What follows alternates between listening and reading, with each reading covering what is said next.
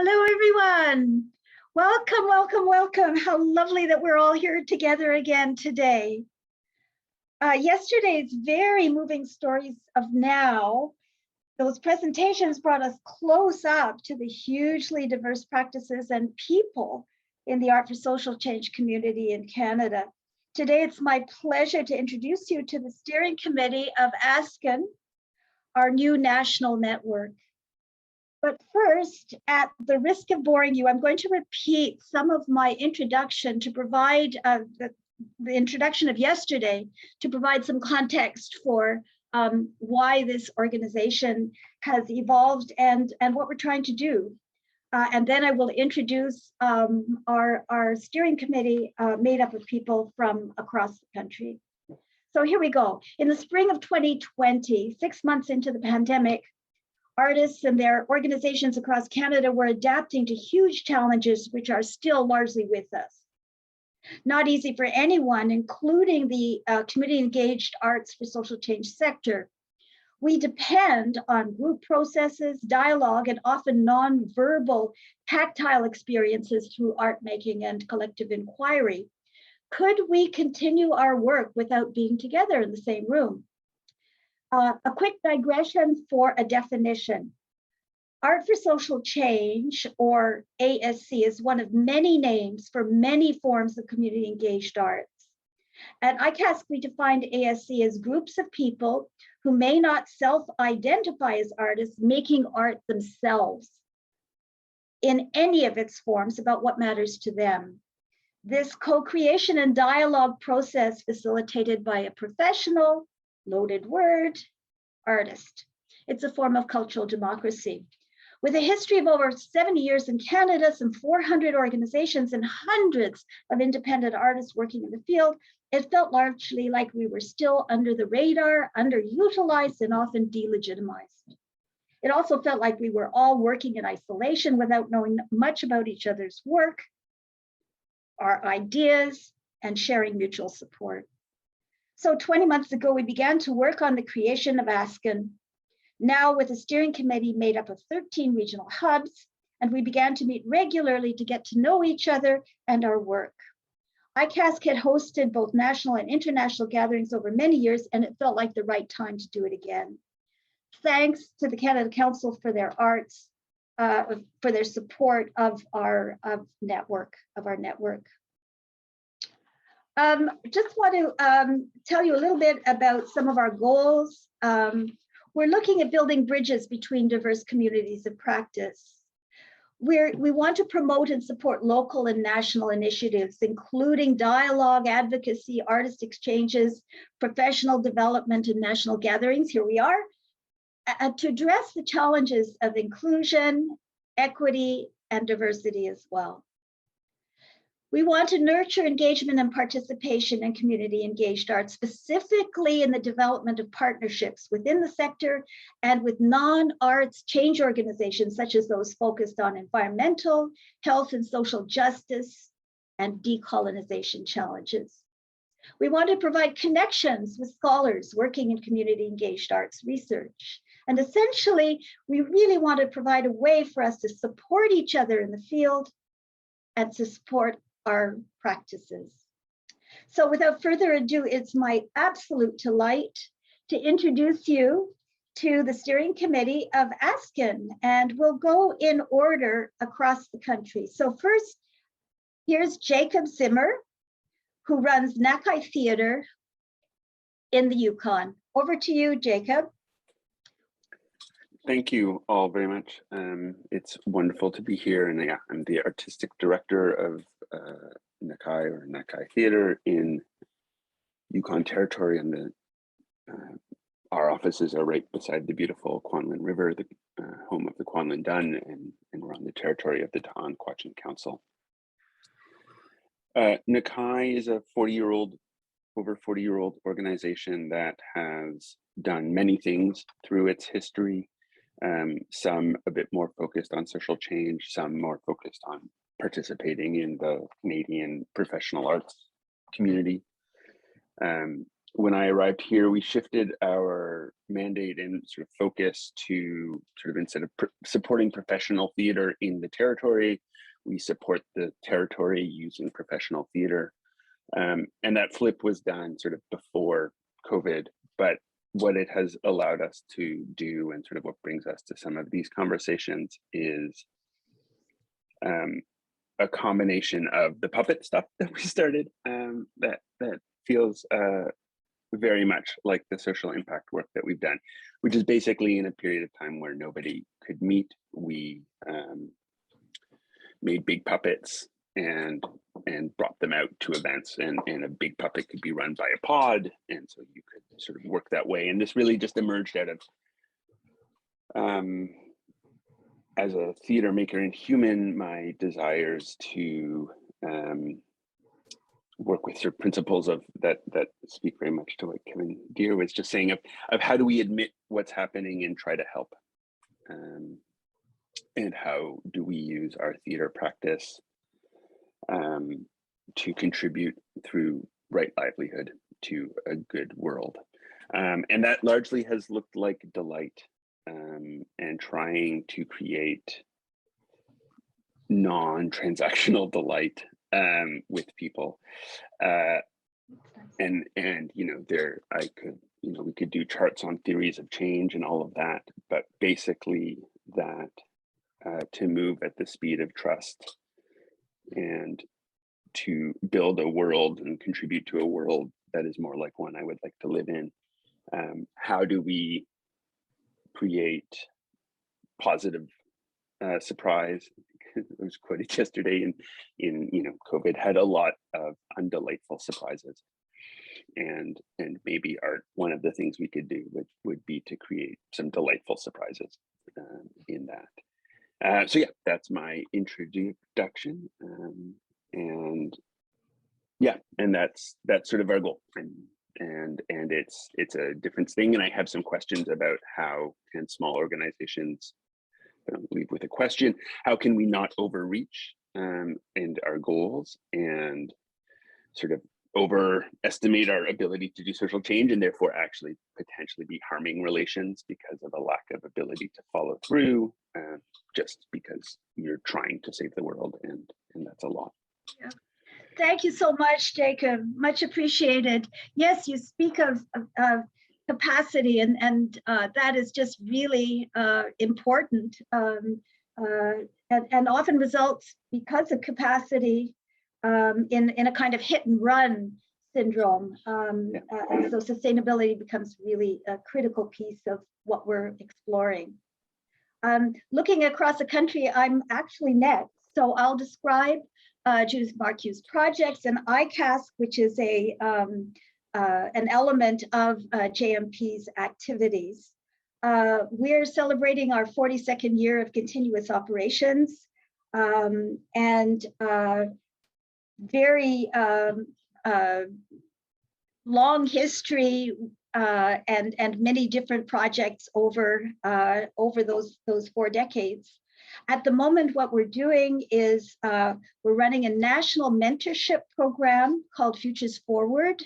These are paid mentorships which match less experienced, community engaged, participatory artists with more experienced mentors over 6-month periods, and then also matching them with environmental organizations to co-create projects in community settings. It's been a very successful program. We're delighted with the community that's building over the 4 cohorts that we've hosted. Our other big project is ASCN, and you'll learn more about it, and you've heard enough from me. So I'll pass on now to Marie Coder, who is from the Northern Arts Cultural Center in Yellowknife. Over to you, Marie. All right.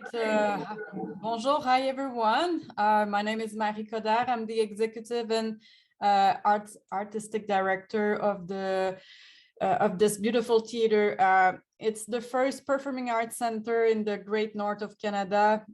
It's almost 40 years old, and it was back when Nunavut and the Northwest Territories were one big territory. So it's a very important institution for the community member. It is located on the traditional territory of the First Nation, Inuit and Métis on the Treaty 8 territory. And we have a territorial mandate at the theater. So we cover the 5 regions, which means that we also travel and deliver programs on the Treaty 11 as well, that is located more around the Satu region up north. What I wanted to say, it's a multidisciplinary art center. So pre-pandemic, what we do is we welcome artists from all around the world. It's a beautiful stage, and we also take them on tour as part of a circuit, and they go to the 5 regions to present shows for the community members, but also we stop to the schools so the kids can access to some performing arts, and we go to meet them. They don't need to purchase a flight ticket to go to Vancouver or a big center to attend a show. We also work with a lot of Indigenous artists to provide some support. We also act as a liaison agent for the industry down south. We are facing many barriers because it's up north, it's above the 60th parallel. So if an artist wants to achieve and start a career down south, we can help them and connect them with the network. So what we do is we act as a presenter, we present shows. We also develop outreach programs from all the arts discipline that can exist.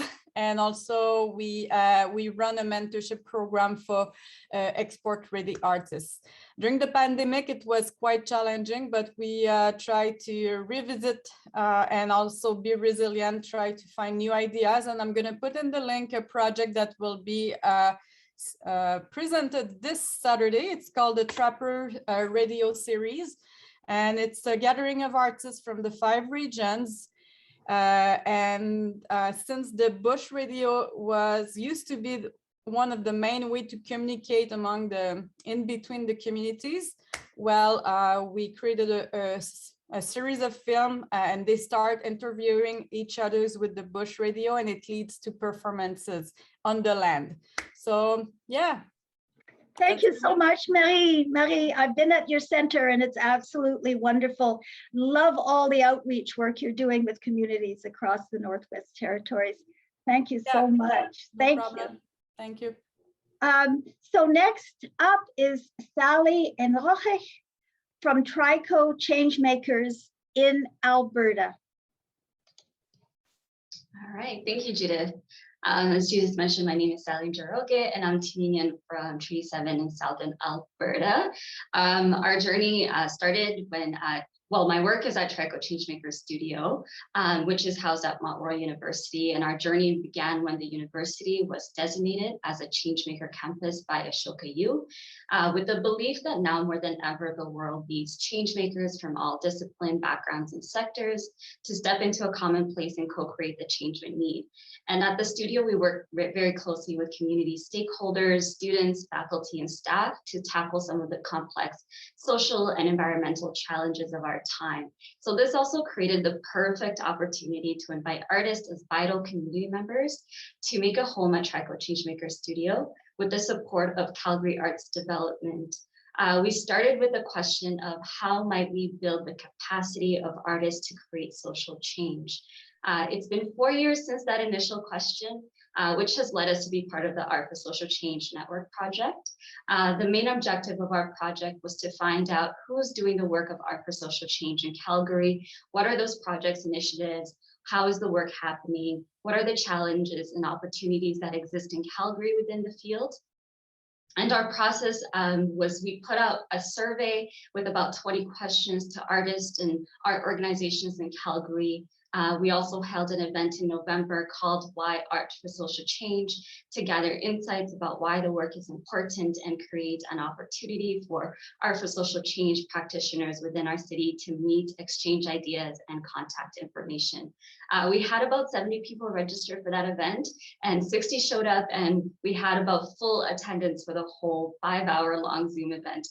This was really exciting for us because we learned that Calgary has a hunger for this work to connect with the people doing the work as well. After that, we followed up with about 8 people for individual interviews to dig deeper into some of the insights that came up from the survey and from the event, the conversations that took place from the event. And what we have done as a result of our investigation is launched an e-newsletter called Art for Social Change Calgary Network. We are at the very beginning stages of this network, and my hope is that we can create a platform that is interchangeable, meaning that it's not a one-way street of information, but really creating an opportunity where people can reach out and connect with one another. Lastly, we are still in the process of putting together our learnings. So we are, and so far we're seeing some themes emerging around funding for Art for Social Change, communications about the field, and the sustainability of the field. So we'll be sure to share our learnings in the coming months, but we're really excited to see what will happen when we amplify the work of Art for Social Change and invite others. Because of our potential as a city, there's a new city council in place, and we are kind of revitalizing our identity as a city, and also looking forward to being part of the bigger national network to exchange ideas and whatnot. Thank you. Thanks so much, Sally. I should mention that each hub of the 13 hubs have been supported to create their own projects, and maybe we'll get to that, but projects that are related to some of the questions we have in the network. So next up is Judy McNaughton from Commonweal Community Arts in Saskatchewan. Over to you, Judy. Thank you so much. It's my pleasure to be here. Very grateful to be invited. So I'm the Northern Artistic Director with Commonweal Community Arts, and I use the pronouns she, her. And I'm joining from Prince Albert, which is right next to the North Saskatchewan River, which is a traditional gathering place in Treaty 6 territory and homeland of Métis. And Prince Albert is the province's most northern city and is a sort of a corrections heavy city with 7 correctional facilities and a federal penitentiary and provincial jails. And Commonweal Community Arts has been working within the province since 1992, promoting social change through creative expression in Saskatchewan and building partnerships between artists and communities.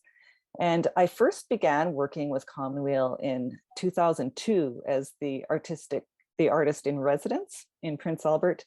And this evolved into a Northern Artistic Director's position. But as my position evolved, the mandate expanded to the entire northern half of the province.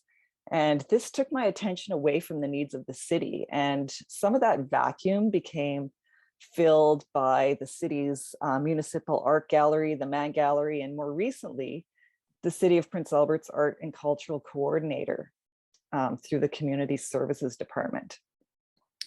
So as our response to the invitation to be part of this program, last year I was approached by the city's artist and cultural coordinator and a local curator to say that they wanted to initiate more artist and community mentorships within the program to stimulate local artists to undertake arts programming in the community, because it just felt like there was not as much happening as there used to be, and so much need.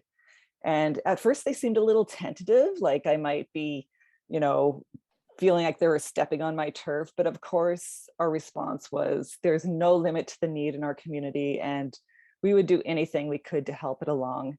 And this felt like a perfect fit for the attitude of bringing more programming to our community. So we started with the curator going out and doing extensive research contacting and interviewing and surveying community agencies and assessing the needs in the community. And the feedback was strongly in favor of more artists working in the community facilities. And so they entered into mentorships through bringing professional artists who were quite advanced in this work, mentoring new artists.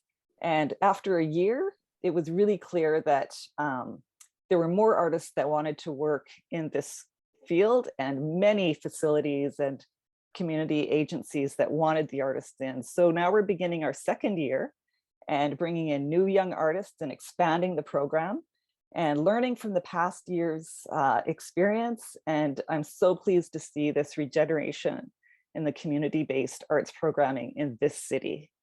Thank you so much. Thank you, Judy. I mean, you speak of partnerships, which for us are, critical elements of our work, and there will be a special session tomorrow on partnerships. So your example is really much appreciated. Thank you. Thank you, Judith. Next up, we have Josh Ruth from Art City in Manitoba. Over to you, Josh. Hi, everyone. I'm Josh. I'm coming to you from Treaty 1 today. And I'm not here to talk about myself, but about this place called Art City. Art City is a community art studio. We have a storefront. All of our programs are free of charge. We also serve healthy meals. But a part of our model is to employ artists to run collaborative workshops with community members. So since our inception, our focus has been on serving children and youth, but we're open to all ages and abilities. And we focus on providing high quality, process-based art experiences. So a little bit about our context. Art City came up from within the community that it sits.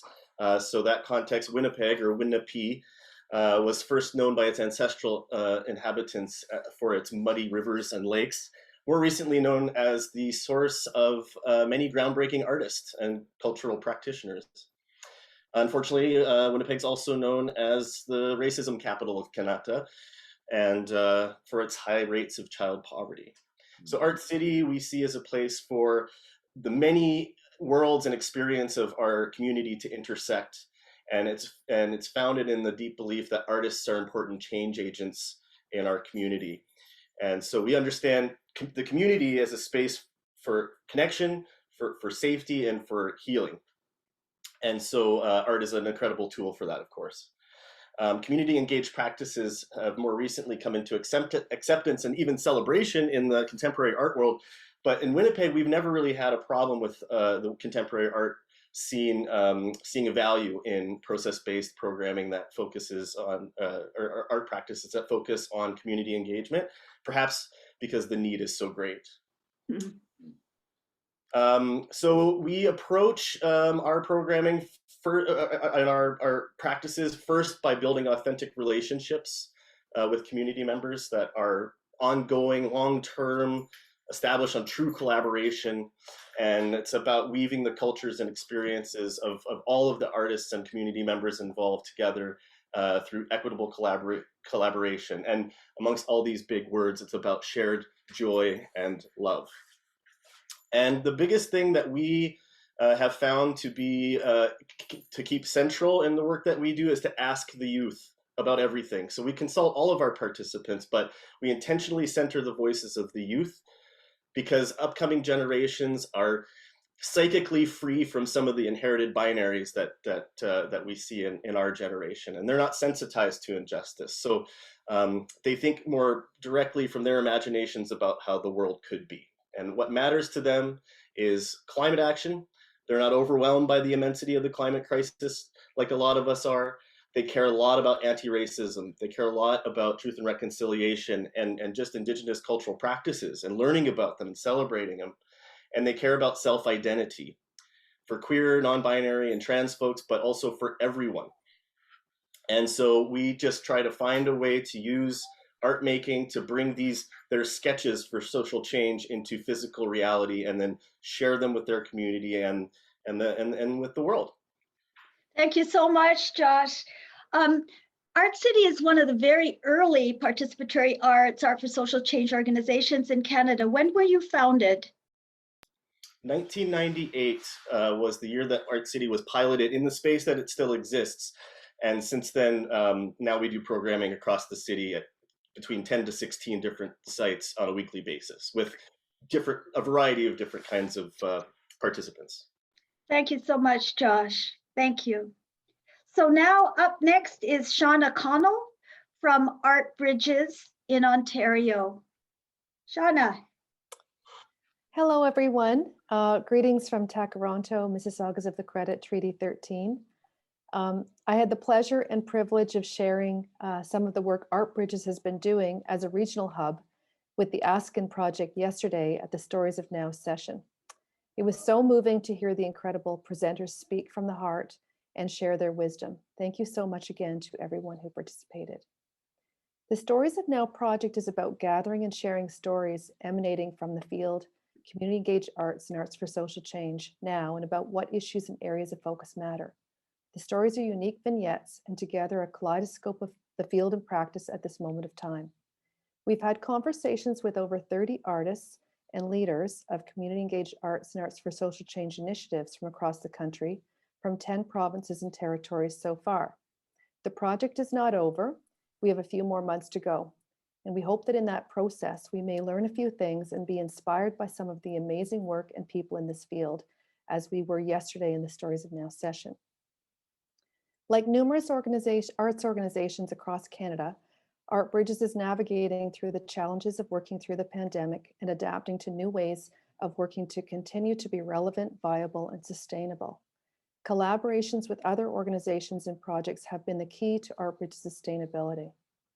Over the last year, we took on a new project, the Unlocked Project, based in Montreal and founded by Josette Gauthier. Unlocked is an online exhibit of art created by young Canadians, their personal and creative response to the pandemic. With the Art Boxes project, Art Bridges matches people with art supplies to community engaged arts initiatives that reach out and ask for support. We're delivering art boxes to initiatives including Thrive Like a Girl, the Child and Adolescent Mental Health Unit at Humber River Hospital, and Ernestine's Women's Shelter. I've also been personally participating for the third time as a mentor in Futures Forward, a national mentorship program with icasc, which Judith spoke about earlier. Lastly, at Art Bridges, we try to keep information flowing about what's going on in the field via artbridges.ca. We gather and share dozens of posts from contributing community engaged arts initiatives. A big shout out to my coworker, Lisa Tran, who manages this. Over the year, we've also worked hard to preserve our website, which is in need of a huge overhaul, another sign of the times, the need to invest and maintain in digital platforms. Thanks for the opportunity to tell you more about Art Bridges and our work on the ASCN Hub's Stories of Now project. Thank you. Thanks so much, Shauna.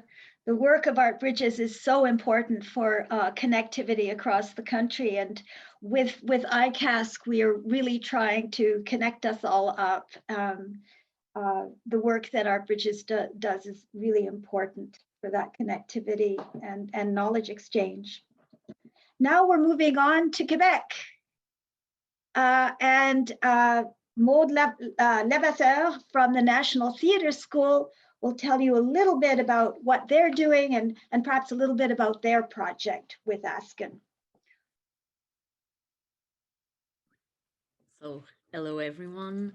So I'm Maud Levasseur and I'm the Director of Arts Engagement at the National Theatre School of Canada, which is your National Theatre School. I'm going to talk mostly about what we do in arts engagement because this is like the kind of engine for social change within our within the school. So basically we do a community we foster community engaged practices. We see ourselves as like bridge builder between artists and different communities. We try to engage with communities across Canada. We are responsible for a drama festival that happens throughout Canada in high schools. So that's mostly what we are doing and pivoting right now. Like for the last 2 years, we had developed a platform that is like a little Facebook for theater nerds, I would say, but very safe and a secure place for them to learn and share their voice and comment on each other works, or so they are able to connect. We also worked on intergenerational project, which where kids interview their grandparents, and then we use it as a material for thinking about art in general. So we mostly use art and theater as a tool for building connection and building communities. We are working also with different indigenous communities in Quebec. We work with the school in Pessamit, and yes, and what we did for like COVID time, because it seems like I'm talking mostly about the 2 last year because that's what's on my head. And so we did Art Apart, which was micro granting for micro grants for emerging artists throughout Canada. So we had this project where they have a grant and they also have our team to accompany them in producing something on an online platform. Yes, and also we are situated, and like I'm freezing today en direct of Jojo Montreal. Thank you so much, Maud. Merci beaucoup. Pleasure, ça fait plaisir. Merci. So now we're moving to Atlantic Canada, and it's my pleasure to introduce you to Sa Andrew with the Fredericton Multicultural Association in New Brunswick. Hello. Good afternoon, everyone. And this is Andrew here again. And I want to say how pleased we are right now to be part of this national project. And there's nothing that can bring people together if it is not the arts. And so thank you very much, Judy, and thank you, ASCN. Thank you, everyone who is involved here for allowing us to be part of this project. And so I work with the Multicultural Association of Fredericton, and it's the Children and Youth Programs Coordinator. And we basically work with newcomers from all around the world, and who come to New Brunswick, Fredericton here specifically. So the programs that I run is very broad. I work with children from age 6 to youth 29, and various activities, various connections around the city, and national connections, and how youth are involved in using the arts to create change for themselves. And so this particular project here that I've been working on here with ASCN is me and my colleague called Miguelina. And Miguelina will be Miguelina, if you're here, you want to turn your video on. We started our project a couple of weeks ago, working with young people in our daycare. We set project workshops that are geared towards young people, towards youth, and also towards adults, youth, and women, which we feel are very, very important. If you want to check out the website of Multicultural Association of Fredericton, you will learn more, and you'll be seeing the project we're working on here, and you'll see more of that there. Miguelina, if you are here, my colleague Miguelina will be able to talk more about what actually we just did yesterday, and on and on. Miguelina, are you here? Yeah, thank you, Andrew. Hello, everyone. My name is Miguelina. I am the artist in residence at the Multicultural Association of Fredericton. And today I would like to share with you some notes from my work journal. This helped me clarify ideas and reflect on the process. I run workshop with the group, the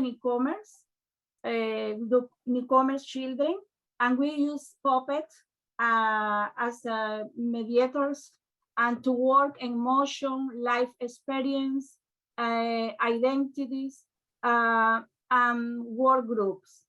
Okay, I want to share with you some notes.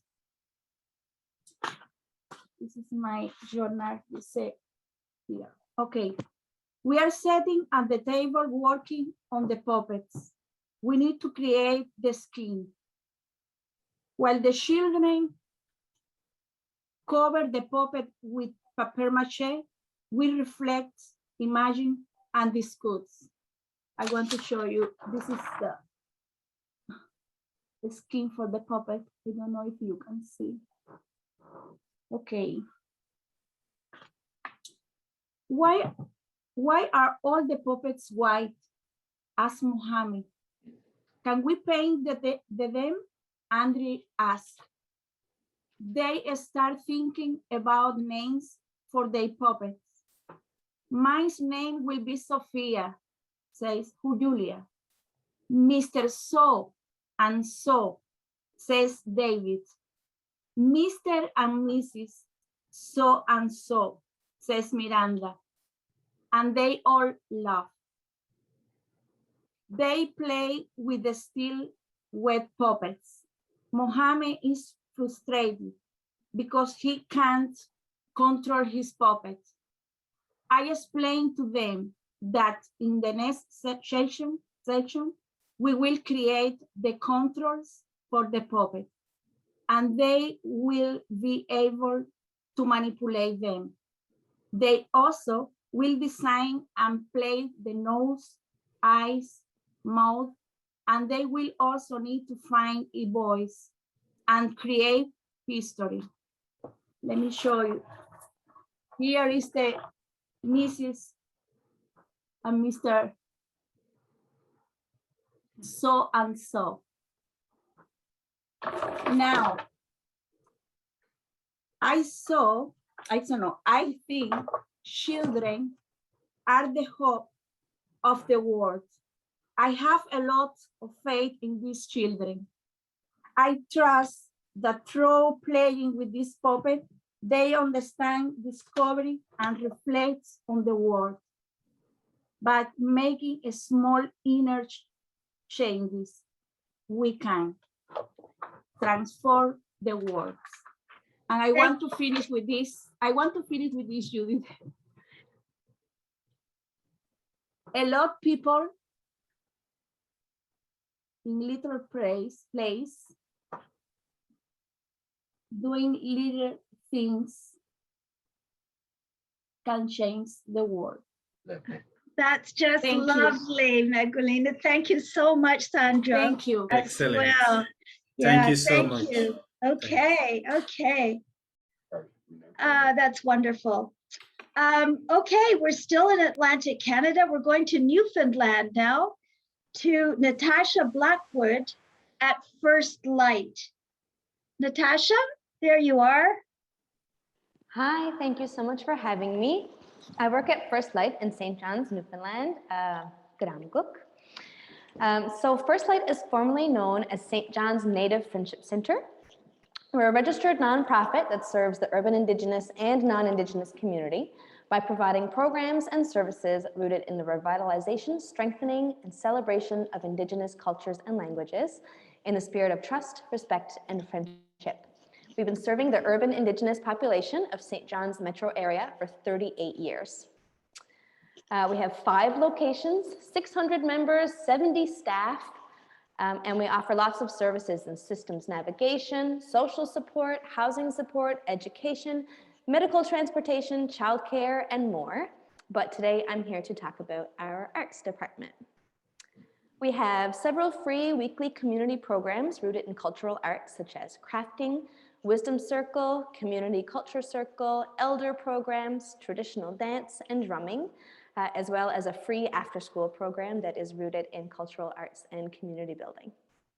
We also host several special events throughout the year, such as Language and Culture Camp, a week of celebrations for National Indigenous Peoples Day, concerts throughout the year, and Spirit Song Festival every November, which is a huge celebration of Indigenous arts and culture, currently preparing for our 10-year anniversary.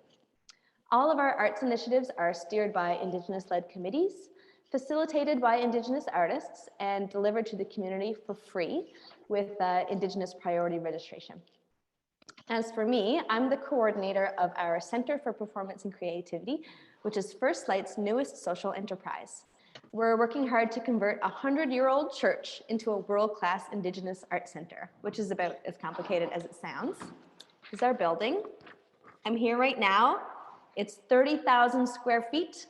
We have a big old concert hall and an art studio and an event space. And we also have 15 affordable housing apartments with Indigenous priority tenancy. So one of the challenges we've had since we started operating this building in 2018 is that it still looks like a church from the outside. We are planning a massive renovation, but it's going to take some time.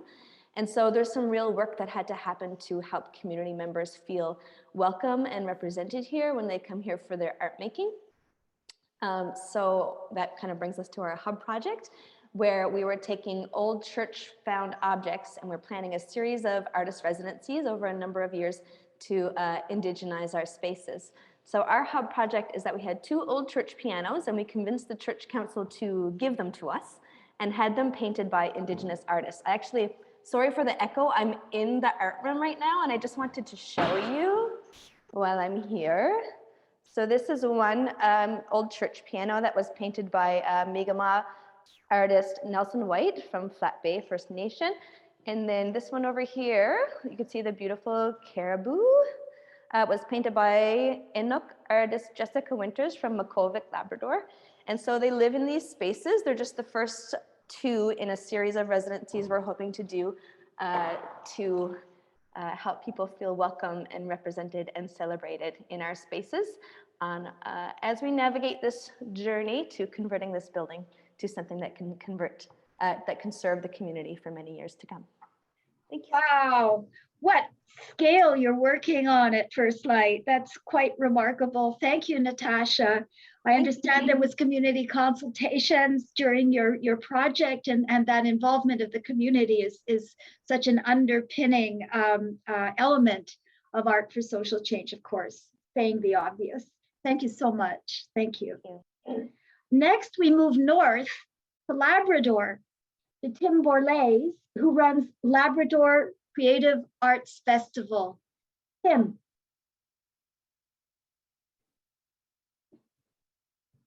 Oh, we can't hear you, Tim.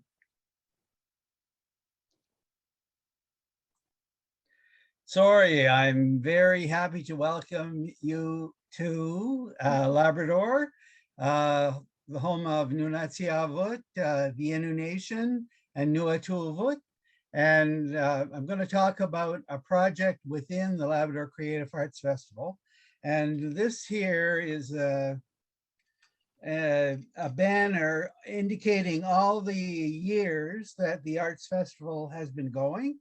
It's 47, and each year, the only competitive part to the Arts Festival is someone has to design the button, and it gets selected at the opening of the Arts Festival. The Arts Festival was founded because of communities in Labrador 47 years ago were very isolated. They still are, but there were no roads. There was no effective phone system between communities. And there was no television other than a video that you could borrow for a week. So you saw last week's hockey game. But there was lots of arts going on. And in these communities, there was no understanding between communities about what was happening. So I'm just going to give you an example. So the very first arts festival, a little girl from grade 3 stood up and said, I have a poem. This is the poem. A spider is a funny thing. 8 legs, not 2. Little things get caught in it, except for me and you. Flies, fleas, bees, but not me's. We are too big for these. And I thought this kind of art practice will go never noticed by all the other communities in Labrador. So we formed the Arts Festival. It has about 3,500 to 4,000 participants per year in all the communities in Labrador. This year it has about 30 visiting artists, of which 20 are from the local community due to COVID restrictions, which was a real benefit for us, that we were able to encourage people in very small communities to offer their skills as artists. It also, because it's been running for 47 years, it has 3 generations of people that have been attending the Arts Festival. So you can very easily get adults, parents and grandparents involved in doing something for the festival. So the original mantra for the festival has not really changed. It was to create a dialogue between communities, between cultures, and also to experience all the various multidisciplinary arts in all their generous forms. This year, because of COVID, we've had to really reconfigure the festival. We have virtual presentations now. We have including companies performing for groups of kids in very small classrooms or big halls. And we also, the mainstay of the festival is the children's work. So the children come with an idea, they write a script, they rehearse it for 5 or 6 weeks. Traditionally, they would fly out on bush plane and they would perform it for all the other kids, and there would be a discussion about the social context of their plays. Seeing that COVID was not going to allow kids in very small planes to fly, we've arranged through this project that we will film the film production of their play and have a film festival, which we're hoping will take place in June. The only disappointing thing about this whole festival has been the visiting artists themselves don't get the opportunity to meet each other. Normally, if they come to our festival, they have to stay in private homes. They have to engage in Labrador food and culture. And they also at nighttime socialize and come up with plans for co-presentations, and not necessarily in Labrador, but something that they take with them. Artists join painters, or drummers join people playing the clarinet, that kind of thing. So that's our project. We're hoping to make 50 years, and I look forward to any questions you might have about it. Thank you so much, Tim. Thank you, thank you. You know, all the fly-in communities on your project, just another element. The kids are being taught how to make videos, are being provided with cameras. So it's a lovely, lovely project. And wow, that's a long history for the festival. Quite remarkable. Okay, now we're going south again to Prince Edward Island and Megan Stewart, who runs the River Clyde pageant. Megan, hi. Hi, folks. My name's Megan Stewart. I'm the artistic director of the River Clyde pageant. We're a community engaged arts organization based in the district of Abeguit, also known as Prince Edward Island in Mi'kma'ki territory. The River Clyde pageant works with artists and community members of all ages to create seasonal outdoor performances and art events that illuminate the land and its people. The theater that we make is ambitious and provocative and artistically rigorous. It's rooted in its rural context, and it responds to our region's environmental concerns connected to the climate crisis, to waterway health and agricultural practice. And it's also created through long-term collaboration with our growing pageant community that starts in the village of New Glasgow, PEI, and extends out across the island. I co-founded the pageant in 2015 with Care Wells, And our primary activity for the first 4 years of our existence was this summer theater production.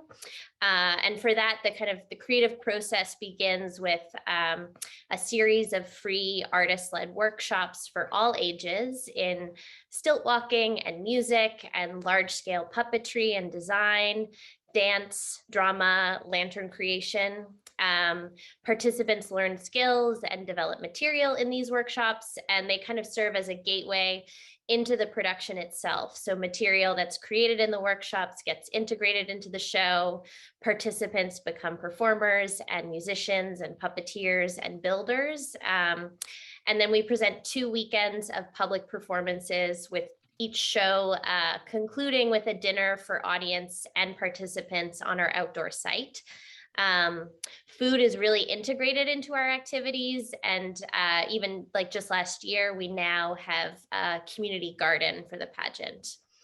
As an organization, we've evolved pretty significantly since the beginning of 2020. So strong partnerships in our community have always been really critical to the success of our activities. And in 2020, these existing partnerships and new ones really helped us diversify our program offerings and kind of continue to create in the context of the pandemic. So we now present a full season of activity, which includes not just our summer production, but also a fall harvest event, a winter solstice lantern walk, and much more. And, you know, partnerships with organizations like the PEI Watershed Alliance, the Immigrant and Refugee Services Association, and small businesses in New Glasgow have kind of really helped to grow these programs and other programs, and funding sources kind of beyond the traditional sort of provincial and federal arts funds have really supported our work. Thanks. Thank you so much, Megan. Yeah, those partnerships coming up again. And funding, interestingly enough, has come up again. Yesterday, it was not part of our conversation, and I'm sure we will be discussing survival of our work and how challenging that is now and in the past, and hopefully not in the future. We have one more presentation. Heather Wilkinson from Wonderneath in Nova Scotia. Heather.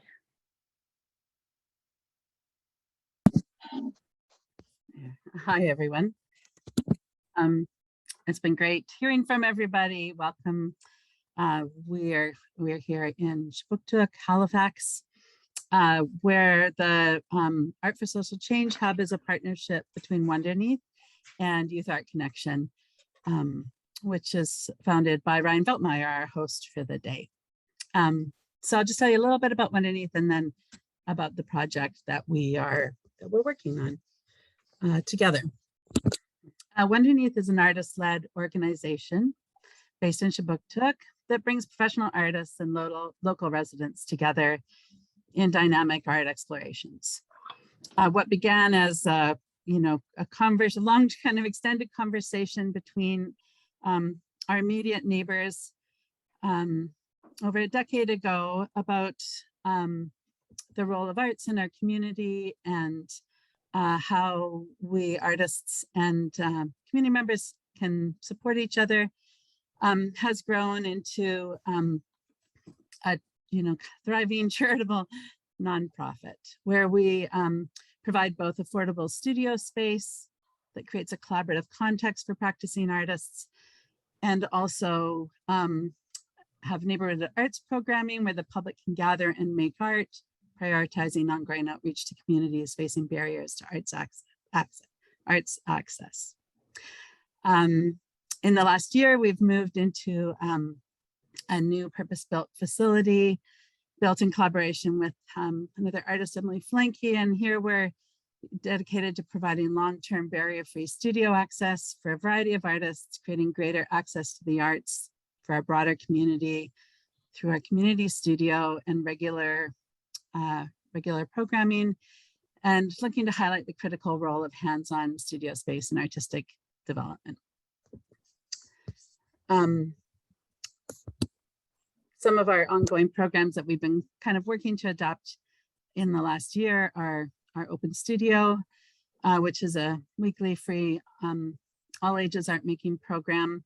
The Art Bikers, which is a mobile program for in the summertime, as well as our studio artist program, which supported over 30 artists over the last 8 years and with affordable studio rental and informal mentoring support. The project we're working on as part of our the hub is exploring kind of artist residencies and the experience that's been had by artists and host organizations and communities that in our respective roles, Youth Art Connection and Wonderneath work with many emerging artists, advocating for fair and transparent recognition of an artist's work and supporting the development of professional practices, as well as creating enriching experiences and for community members. And looking at, you know, who's who can be involved in the arts, and really hoping to expand that. Anecdotal stories have shown that the experience of artists and hosts are often quite varied, sometimes without clarity about expectations and supports. And as there's existing funding for artist residencies around Nova Scotia, we wanted to initiate, thought it would be a good place to initiate regional dialogue about collaboration to increase capacity and share our learnings and advocate for art for social change models. Our hub project on air will host conversations related to these residency opportunities from both host organizations and an artist perspective, with an aim to gain insight into how to strengthen relationships where artists are invited into community contexts. Through recorded virtual roundtable discussions, we aim to discuss past experiences, expectations, and questions about how to create greater impact for communities and artists within these exchanges. We hope to have a virtual document of this dialogue that we can share with stakeholders as we're considering future community residencies. Thank you so much, Heather. That's wonderful. I want to tell people about one of your projects, which is now being duplicated across the country, which is to include art kits with food boxes. So people get their box of food and then they've got an art kit, and those are supplemented by workshops. So wonderful, wonderful idea that's been scaled up. Thank you so much. Thank you. And finally, briefly, Ryan, our host for today, to describe YAC, also in Halifax. Ryan, are you there? Yes, hi, can you hear me? Yeah. Making sure my audio is still on. Thanks for this very short little moment just to highlight Youth Art Connection a little bit.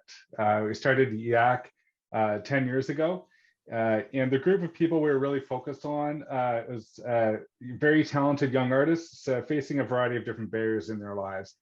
Sometimes it's personal barriers, or sometimes it's systemic barriers that are really get in the way of young, very talented artists with lots of vision and lots of know-how around addressing social change with art. But they don't have the networks or the platforms or the resources or the open doors, or they're excluded for systemic reasons that have nothing to do with them. So we really started noticing there's a lot of artists, a lot of people like that, and decided, if we can create an organization that listens to what these youth are saying that they need to be able to do their work, and how and to help them grow alongside them. Imagine the impact on society if we could somehow support and empower and allow, remove some of these barriers and together, hand in hand, grow this project of empowering these young artists to create social change. So it's funny, so YAC, we do, I'd say, it's almost all artists driving it.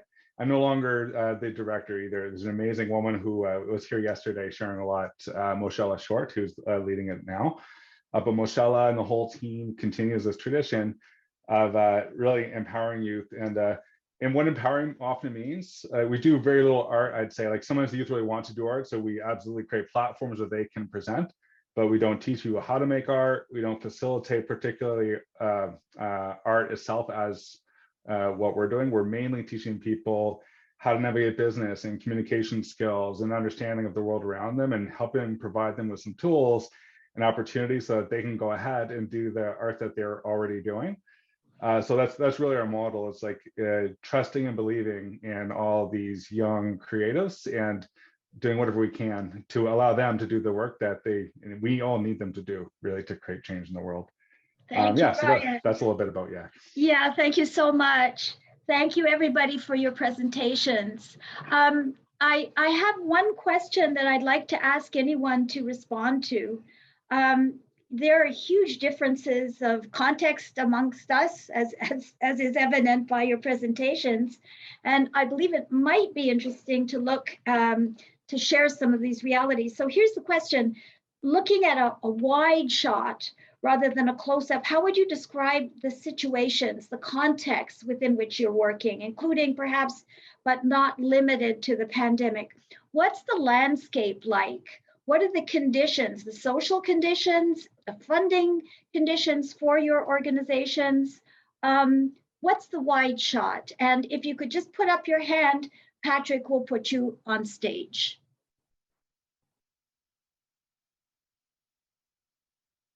Any takers?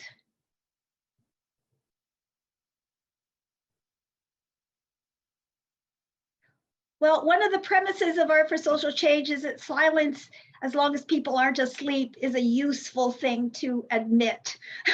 And there's Maud. Thank you, Maud. All sorts. I guess people will follow after, I hope. I do think that, like, for NTS, who's like, I think we are a very big organization compared to a lot of people in this network. So our position, like, we come with an history. I think that's a big context for us. We come with a big network, and that's the perk of having a long history and being a national institution.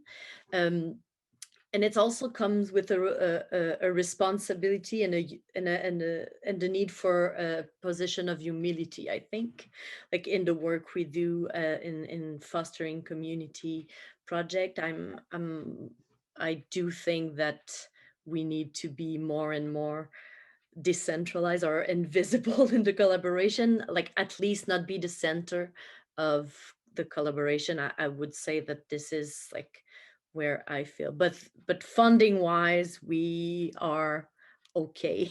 So that's something that we have.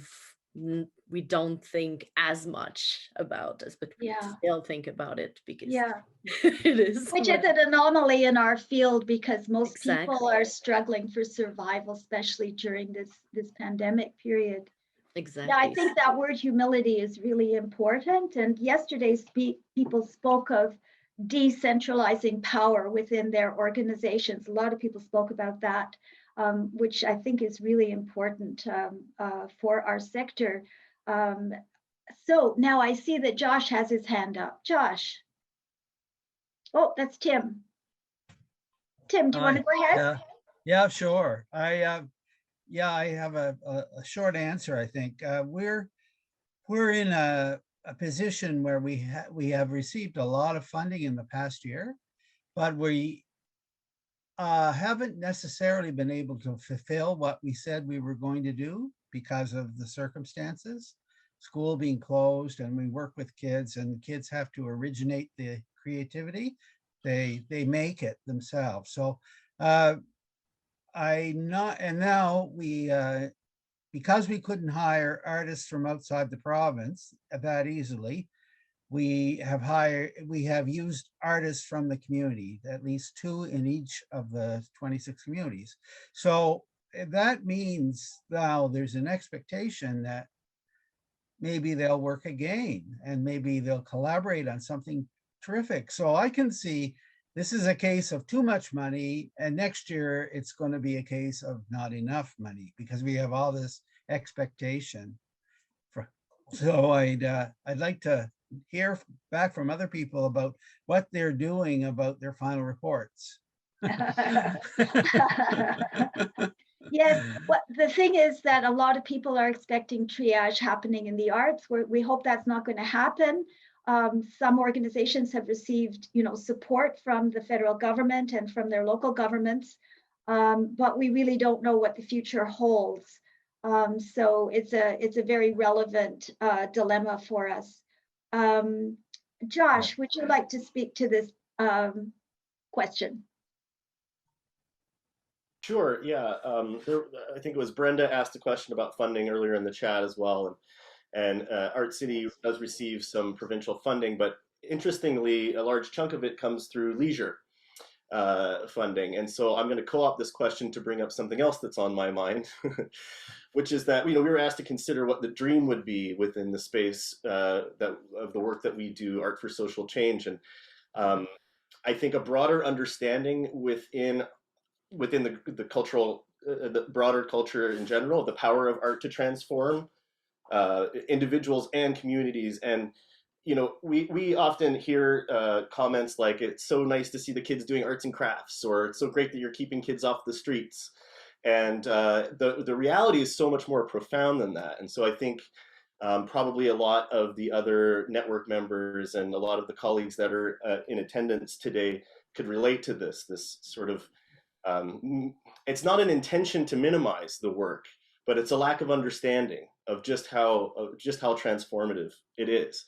The dream for me would be to never hear a grown-up say, "Oh, I'm not creative," again.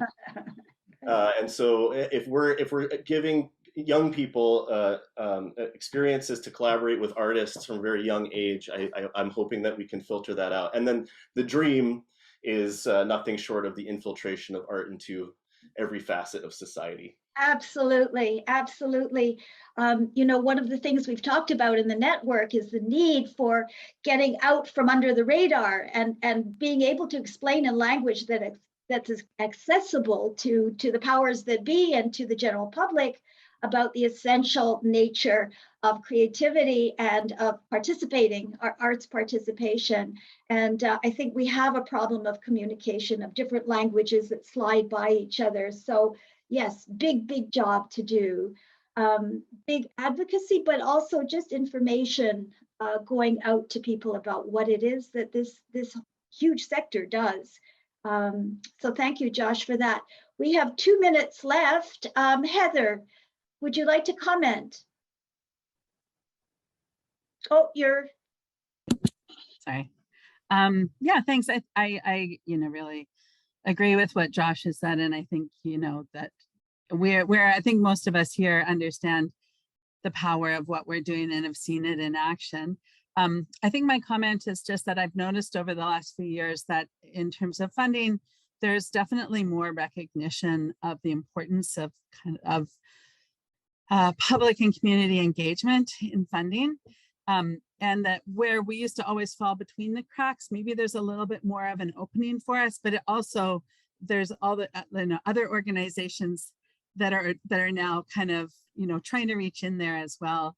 And so it's it's challenging. I think the biggest challenge is finding sufficient operating funding, because most of these things come up in projects. And I think we put extraordinary care into the work we do and the way that we welcome people, and it's hard for us to maintain the level of care to be sustainable for the care we need ourselves without that proper sufficient operating support. Yeah, and there are so many questions about governance, about institutionalization, about equal access to doing this work. I mean, there's so many questions now around the practice, even though I think people have begun to recognize the centrality of arts and culture and expression for the well-being of communities. It's beginning.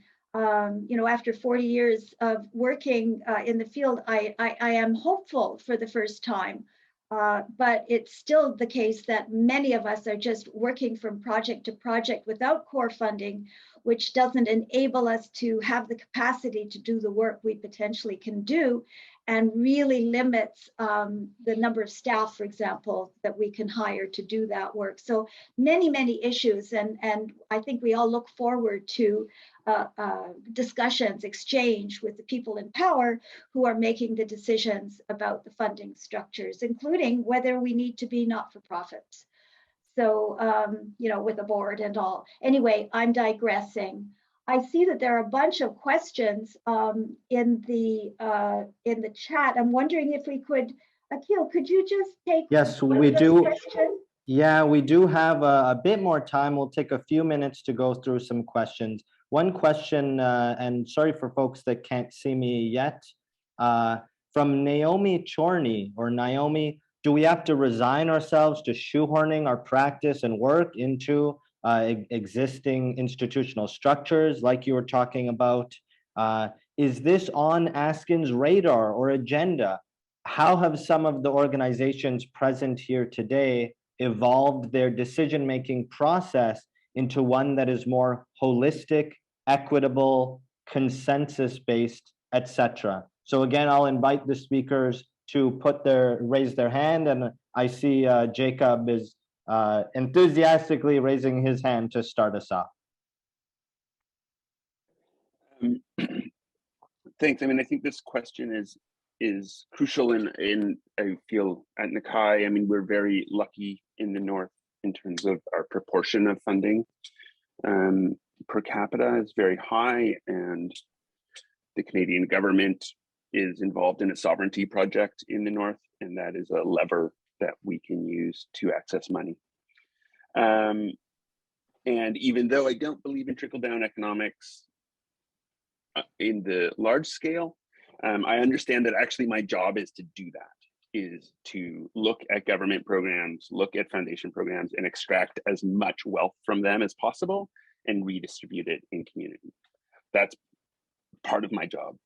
And that's part of my responsibility. And so I have to be in this world of both playing the conditions. If I'm an actor, if I come from my theater training, I both am playing the conditions. And if I don't play the conditions, I'm not admitting what's happening. I'm not trying to help. I'm just being like, wham, wham, wham, why isn't the world different? And so I have to try to do both of those things. And it's hard. Like it's not easy, and that sort of horns the dilemma, or lots of ways we can talk about those entanglements. Yeah. But to be both working on changing the system or creating alternative systems, which is actually, it's not changing the system is less my thing. It's then how do we create other systems and support them, as well as still extracting from these systems that I don't agree with, right? Like I don't, and and anyone, yeah, and that's very complicated. And in the North, it can be differently complicated in terms of extraction resources. But yeah, I think that balance is really the challenge in some of these jobs, and especially as different kinds of accountability come in that are both good and bad to me. Yeah. I'm very aware that my ability to operate fast and loose and close to the ground is eroded by my position at Nakai, even as I have more resources. I'm no longer. Yeah.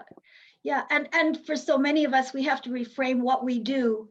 We have to describe ourselves in different ways for the different funding sources that we're looking for, and that reframing takes a lot of energy, because we're proselytizing and explaining at the same time as we're begging. And so, yeah, many dilemmas around identity in our work right now and in the past. Do we have one more question? Yes, I'd love to jump in here, Judith, with another question. There are so many good ones in the chat. I'm going to pick on this one from Stephanie Scott.